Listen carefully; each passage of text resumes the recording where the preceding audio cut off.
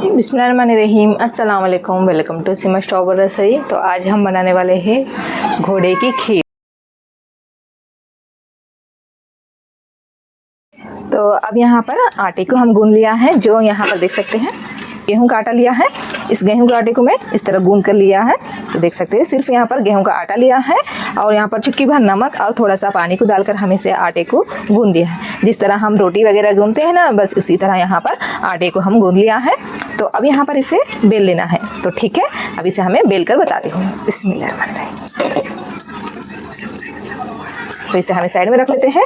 तो अब यहाँ पर गिरदा और बेलन को लिया है और उसकी मदद से यहाँ पर हम एक रोटी बना लेते हैं। ठीक है, फटाफट से हम रोटी का शेप देते हैं।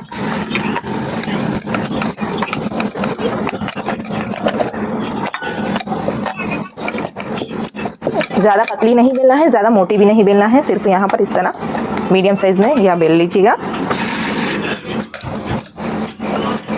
तो अब यहाँ पर इसे आटे को अच्छे से बेल लिया है। तो अब यहाँ पर इसे शेप देते हैं। चलिए, चाकू की मदद से या फिरकनी की मदद से आप यहाँ पर शेप दे सकते हो। तो देख सकते हैं इस तरह यहाँ पर मैं शेप देती हूँ।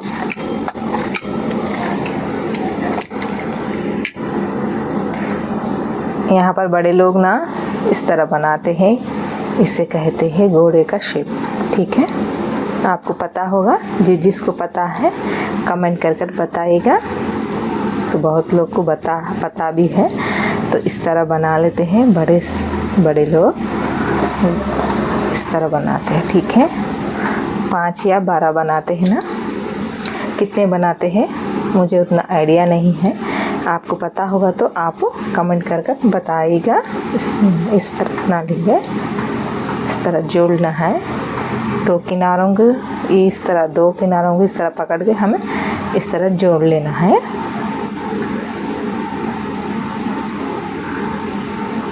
इस तरह जोड़ लेना है। ठीक है, तो बचे हुए हम यहाँ पर इसे इस तरह इसे पर्दे हैं ना, इस पर्दों को भी हम डाल देंगे ना, बहुत अच्छे से टेस्ट आएगा।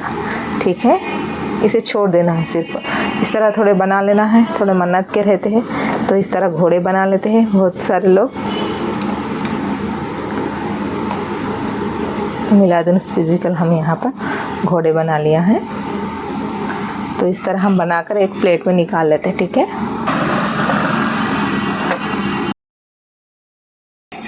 इसे दूर दूर डालीजिए, आपस में ये चिपकेगी नहीं। ठीक है,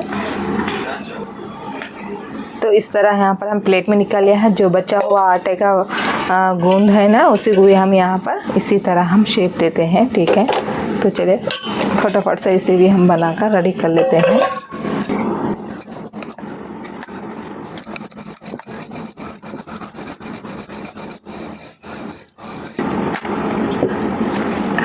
जितना रोटी बड़ी हुई उतनी तक हम यहाँ पर बेल लेना है। तो मीडियम साइज वाला पेड़ा लीजिएगा। ठीक है, इसे भी हम इस तरह कट कर लेते हैं फटाफट से।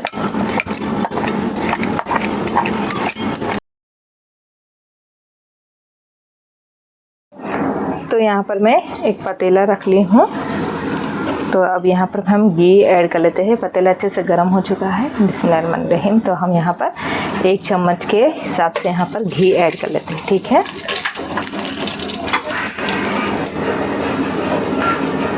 जो हम यहाँ पर कच्चा नारियल को लिया है। बिस्मिल्लाहिर्रहमानिर्रहीम।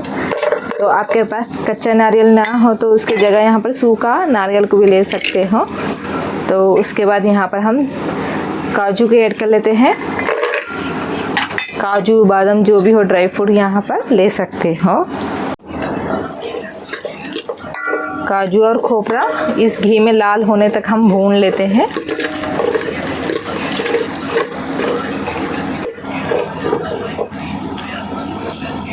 उसके बाद हम पानी यहाँ पर साइड में रेडी रख लेना है, क्योंकि यहाँ जल जाएगा। तो यहाँ पर मैं पानी रेडी रख ली हूँ। तो अच्छे से ये लाल हो चुका है। तो यहाँ पर हम पानी ऐड करना है। बिस्मिल्लाहिर्रहमानिर्रहीम। इस बात का आप ध्यान रखिएगा, पानी यहाँ पर आप रेडी रख लीजिएगा। बिस्मिल्लाहिर्रहमानिर्रहीम।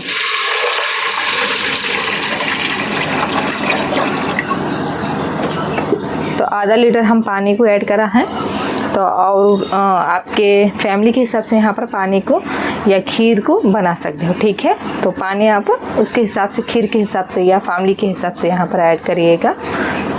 और थोड़ा सा हम पानी ऐड कर लेते हैं। तो पानी को हम अच्छे से औंटने के लिए गैस के फ्लेम को हम हाई पे रखकर इसे पका लेना है, ठीक है।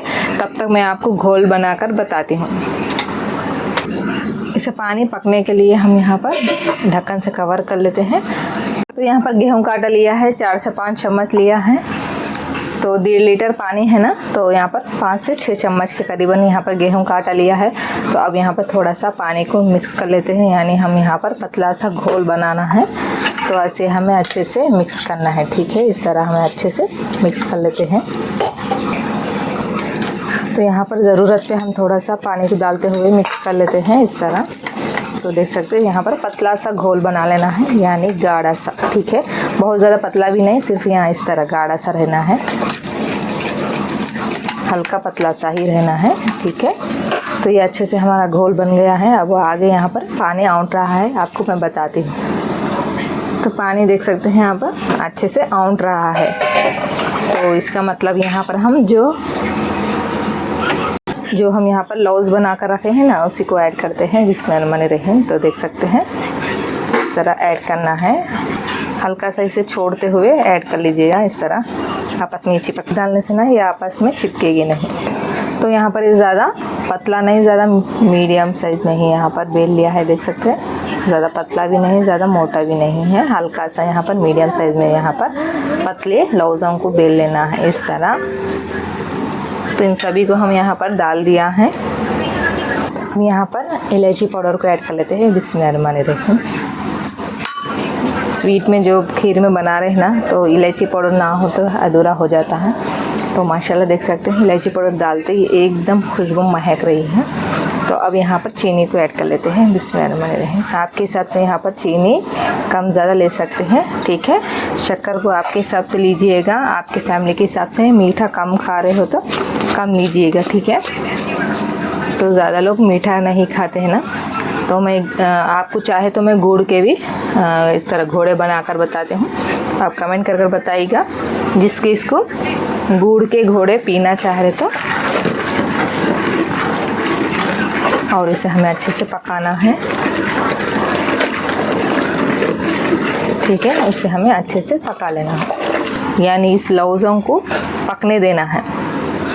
तो अभी हम तुरंत जो घोल को बना कर रखा है वो डाल देने से ना ये पारे यानी ये लौज़ा नहीं पकेंगे, ठीक है।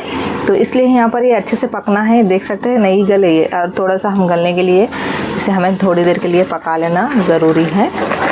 तो यहाँ पर 2 मिनट के लिए इसे हमें मिक्स कर लेते हैं।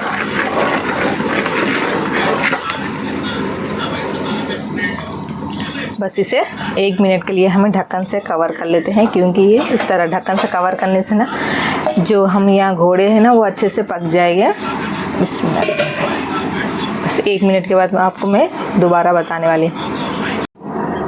तो इस तरह हम यहाँ पर औंटने के लिए छोड़े हैं। तो देख लेते हैं, ये गल गए हैं और बस 2 से 3% ये गलना है। तो जब हम यहाँ पर पका लेते हैं ना उसमें अच्छे से गल जाएगा, ठीक है। तो इस खीर को हम आगे दम देने वाले हैं, तो जब इसे अच्छे से पक जाएगा देखने से ही पता चलेगा कि ये गल गया है। तो अब यहाँ पर हम जो मिल्क पाउडर को ऐड कर लेते हैं। आप चाहे तो यहाँ पर दूध को भी ऐड कर सकते हैं। 6 चम्मच मिल्क पाउडर को ऐड कर लेती हूँ। इसे इस तरह हमें पका लेना है। दूध का पाउडर मिक्स करने के बाद हम यहाँ पर घोल बना कर रखा है ना, उसी को हम शामिल कर लेते हैं। बिस्मिल्लाहिर्रहमानिर्रहीम।